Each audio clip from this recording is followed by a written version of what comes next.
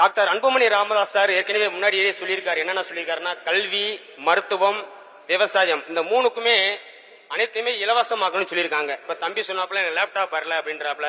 ஏன் இந்த லேப்டாப் கொடுக்கறதுக்கு பதிலா அனைத்து தனியார் கல்லூரிகளிலும் அரசு கல்லூரிகளிலும் கல்வி கட்டணம் அனைத்தும் ரத்துன்னு அறிவிச்சிருக்கலாம். அதை செஞ்சிருந்தா அனைத்து மாணவர்களும் படிச்சிருந்திருக்கலாம். இப்ப பாத்தீங்கன்னா ஒரு சில மாணவர்கள் கவர்மெண்ட் ஸ்கூல்ல படிச்சு நல்ல மார்க் எடுத்து ஒரு நல்ல பெரிய பெரிய காலேஜில் போய் சேர்ந்துறாங்க, ஒரு கவர்மெண்ட் காலேஜில் சேர்ந்துறாங்க.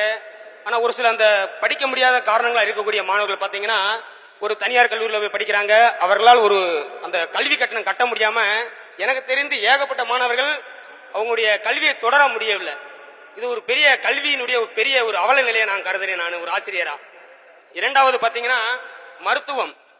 நிறைய பணம் வைத்திருக்கிறவங்க பாத்தீங்கன்னா பெரிய பெரிய ஹாஸ்பிட்டல்ல போய் நிறைய செய்யறாங்க. இப்ப ஃபார் எக்ஸாம்பிள் பாத்தீங்கன்னா மதுரை ராஜாஜி ஹாஸ்பிட்டல் போனீங்கன்னா ஒரு ஆபரேஷன் பண்றதுக்கு 4 மாசம் ஆயிருது ஒருத்தர். அதே பணம் வச்சிருந்தா 3 மணிக்கு போனீங்கன்னா 4 மணிக்கு ஆபரேஷன் ஆயிருது. ஏன் இன்னும் இந்த தமிழ்நாடு அரசு, இந்த தமிழகம் ஏன் இந்த மருத்துவத்தில் இன்னும் இவ்வளவு பின்தங்கி இருக்கு, பெரிய கேவலமா இருக்கு? நம்ம யோசிக்க வேண்டிய விஷயம், படித்த அனைவருமே யோசிக்க வேண்டிய விஷயம். இதை தமிழக அரசு கருத்தில் கொள்ள வேண்டும். அடுத்தபடியா பாத்தீங்கன்னா விவசாயம். விவசாயத்துக்கு பாத்தீங்கன்னா வட்டி இல்லா கடன் தரோம்னு சொல்றோம். ஆனா ஒவ்வொரு ஆண்டும் அதை மாத்தி மாத்தி வைக்கணும்னு சொல்றீங்க. அதுல ஒரு குறிப்பிட்ட அமௌண்ட் விவசாயிகள் கட்ட வேண்டியதா இருக்கு.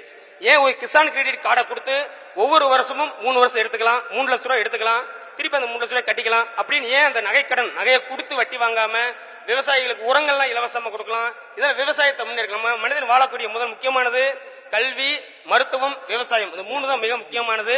அந்த வகையில விவசாயத்துக்கு நீங்க இலவசமா கொடுக்கலாம். எனக்கு தெரிஞ்ச இது வரைக்கும் விவசாயத்துக்கு எது ஒரு இலவசமா கொடுத்த மாதிரி எனக்கு தெரியல. இந்த 3 கருத்துல கொள்ளணும். அடுத்தபடியா பாத்தீங்கன்னா அப்ப மும்முனை மின்சாரம் விவசாயத்திற்கு சார், மும்முனை மின்சாரம் விவசாயத்திற்கு கொடுக்கப்பட்டிருக்குல்ல, அது தெரியும் இல்லையா சார்? சார் இப்ப நானும் ஒரு விவசாய குடும்பத்தை தான் இருக்கேன் சார். மும்முனை விவசாயத்துக்கு 2021 அப்ளை பண்ணிருக்கேன் சார். சென்ற மாதம் பாத்தீங்கன்னா ஜனவரி 2022 வரைக்கும் இலவச மின்சாரம் அறிவிச்சிருக்கீங்க. ஆனா போன மாசம் பாத்தீங்கன்னா 2.5 லட்சம் ரூபாய் விவசாயம் தான் அறிவிச்சிருக்கீங்க.